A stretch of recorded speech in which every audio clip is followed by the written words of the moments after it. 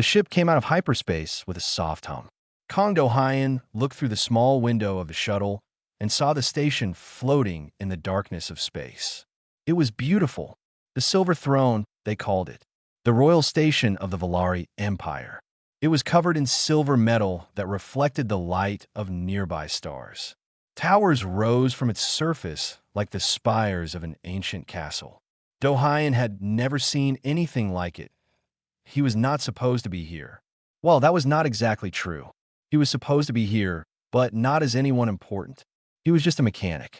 His job was to keep the human shuttle working during the peace talks. If something broke, he would fix it. If nothing broke, he would stay out of the way. That was the plan. The Valari Empire had invited the Galactic Union to discuss peace. For centuries, the two powers had existed in cold tension. Not war, but not friendship either. Now, for reasons that politicians understood and mechanics did not that wanted to talk, Do-hyun did not care about politics. He cared about engines and wires and things that made sense. The shuttle docked with a gentle bump. The human delegation stood up and prepared to exit. There were diplomats in fine clothes, soldiers in clean uniforms, and advisors carrying tablets full of important information. And then there was Do-hyun in his gray work jacket carrying a toolbox. Ambassador Park, the leader of the delegation, walked past him without a glance. That was fine. Do-hyun preferred to be invisible. They walked through the docking tube and entered the Silver Throne. The inside was even more impressive than the outside. The walls were made of pale white stone that seemed to glow from within. The floors were polished so bright that Do-hyun could see his reflection. Everything was clean and perfect and made him feel very dirty. Valari guards stood along the walls. They were tall and thin, with silver blue skin and large dark eyes. Their faces showed no expression.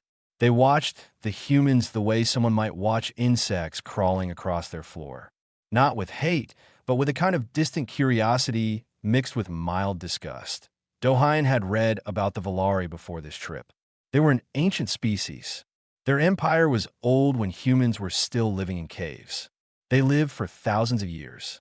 A single Valari could watch entire human civilizations rise and fall within their lifetime.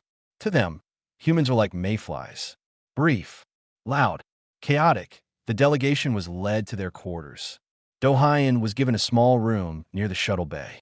It was simple but clean. He set down his toolbox and sat on the bed.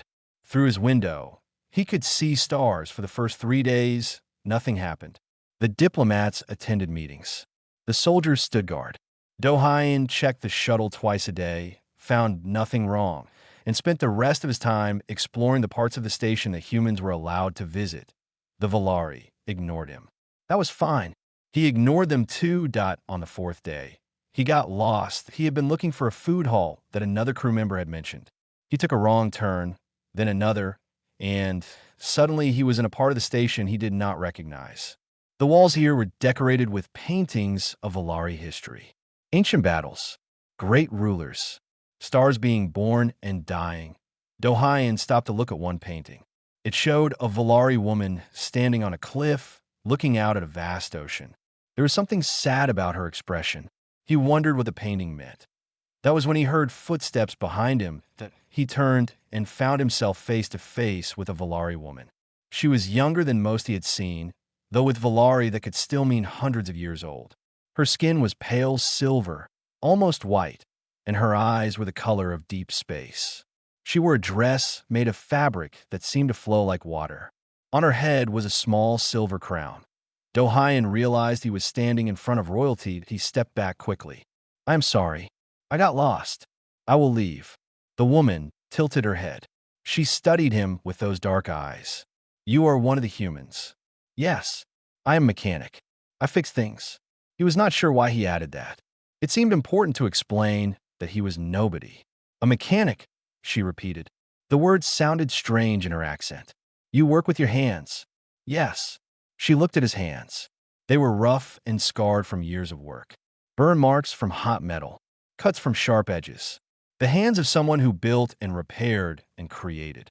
"Interesting," she said. Do-hyun did not know what was interesting about it. He just wanted to leave before he caused some kind of diplomatic incident. but the woman did not seem angry. She seemed curious. I have a question for you, human mechanic. Okay, why do humans always seem to be in a hurry? The question surprised him. He thought about it for a moment. The Valari lived for thousands of years. They had all the time in the universe. Humans did not. We do not have 1,000 years to get things right, he said. So we have to move fast. Make mistakes. Try again. We do not have time to wait for the perfect moment. The woman was silent for a long moment. Then she smiled. It was a small smile, barely visible, but it changed her whole face. She looked less like a statue and more like a person. I like that answer, she said. What is your name? Kong Dohayan. I am Yuna. She did not say her title. She did not need to. Perhaps we will speak again, Kong Dohayan. She walked past him and disappeared around a corner. Dohayan stood there for a moment, trying to understand what had just happened. Then he shook his head and went to find the food hall that he did not think about the princess again that night. He had work to do. The shuttle needed checking. There were systems to monitor. He was a mechanic, and mechanics did not spend their time thinking about royalty. But somewhere in the back of his mind, he remembered her question. And he remembered her smile. 3 days later, the station would burn. And Kong Dohayan would make a choice that would change his life forever. But he did not know that yet.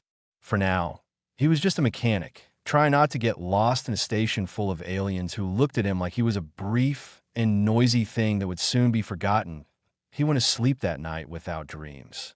Outside his window, the stars burned cold and eternal. And somewhere in the royal chambers, Princess Yuna thought about a human who did not have 1,000 years to get things right.